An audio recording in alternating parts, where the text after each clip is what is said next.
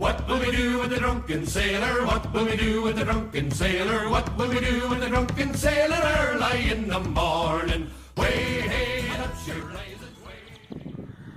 Good morning, Captain Bobingalong here this morning again.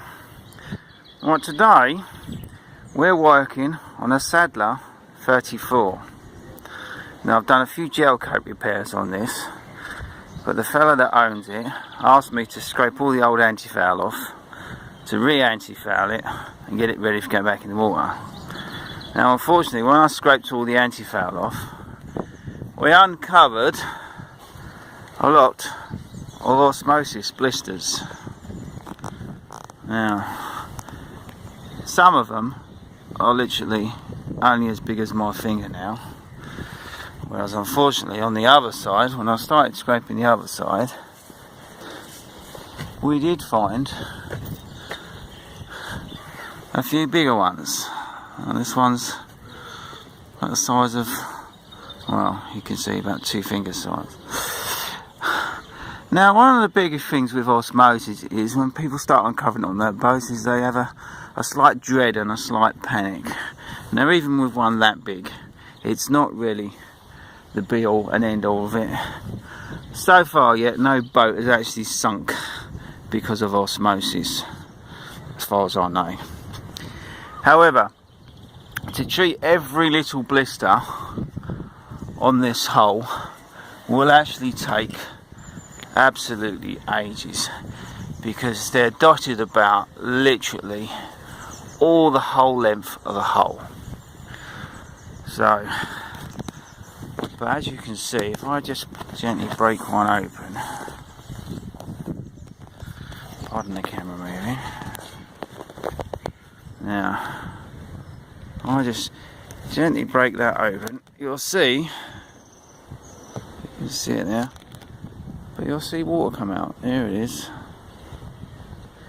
Now I believe that these osmosis blisters are actually the result of when the original boat was first laid up, because I believe that these are actually air bubbles in the original layup, and over years, as the gel coat wears away and becomes thinner and thinner, because amazingly enough gel coat is not waterproof, after years it does become porous, and if there's a little gap or a little void behind the gel coat in between the resin and the mat, you will eventually get an osmosis blister. Now in an ideal world, what you would do is you would dig all of that out, let it dry out, and then give it a coating of resin or some kind of epoxy filler, and then gel coat over it, then your primer, and then your anti-foul. But like I say, this boat is absolutely covered with it, so we're not actually going to do that to this boat. We are literally going to live with it as such. Some of the big repairs we're going to do, but what I'm going to do with this is quite aggressively sand the whole hull with like 80 grit sandpaper. That will take the heads off some of the blisters. We will then let the water drain out and then dry out. We will then do an underwater primer, probably about 2 or 3 coats of that all over, and then we will just anti-foul over it, put it back in for the rest of the season, and then next year or even the year after we will then pull it back out onto the hard, and then we'll just double check that the blisters are not getting any worse, and also as well that they're not joining up together,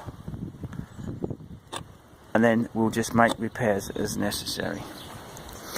Because one of the things you do have to think about when you are faced with a huge bill, which this would be expensive to have all done, you need to think quite hard about how old you are and how many years of sailing you've got left in you, and also how much your boat is actually worth, to decide whether it's worth doing or not. Anyway, that's what I'm doing today, and I've spoken far too much already. So, like I always say, stay tuned for more tips and bits and pieces from Captain Bobingalong.